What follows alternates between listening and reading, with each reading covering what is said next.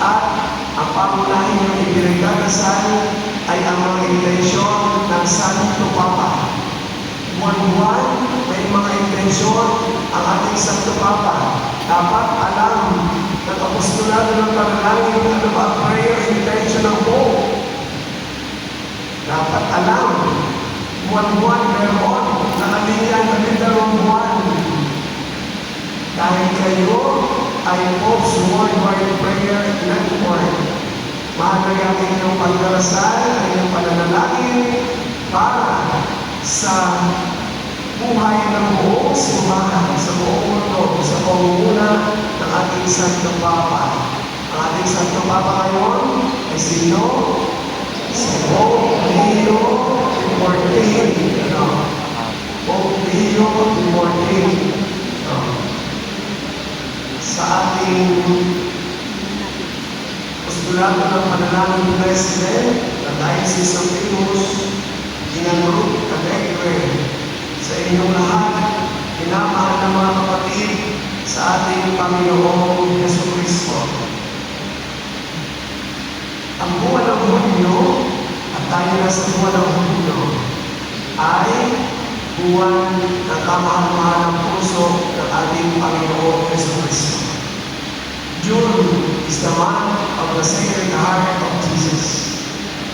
Kaya kahit po ang dakilang kapistahan ng Solemnity of the Sacred Heart ay sa June 27 pa, Biyernes, 2 litong makaraan ng Pentecostes, taon-taon, ganon ang ating pagkukwenta ng kapistahan. Tayo ay nalilipo na ngayon sa ating katedral para sa diocesan celebration.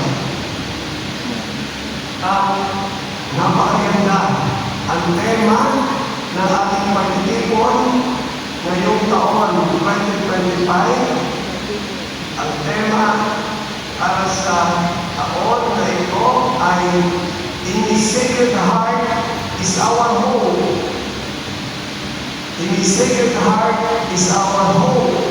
Sa Tagalog, sa kanyang kamahal-mahal ng puso ang ating pag-asa. Bakit binabanggit ang salitang pag-asa? Tayo po ay nasa Jubilee ngayong 2025. Banal na taon ito, Holy Year. Jubilee Year ang tawag, taon ng Jubileo. Banal na taon. At ang tema ng Jubilee Year ngayong 2025 ay Pilgrims of Hope. Narinig nyo na ito sa inyong mga pura-paroko. Narinig nyo na ito ilang buwan na lumalakad tayo sa Jubilee Year. Kaya hindi nga kayo nito narinig. Nasa Jubilee Year tayo. Ang tema ng Jubilee Year para sa buong mundo, Pilgrims of Hope.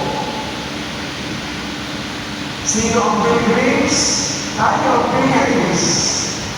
Tayo ang mga manlalakbay. Tayo ang mga peregrino. Tayo ang mga anak ng Diyos na naglalakbay. Masaan ba tayo? Masaan tayo? Malangit. Pamanila. Sa Tagaytay. Masaan tayo? Bakit tayo naglalakbay?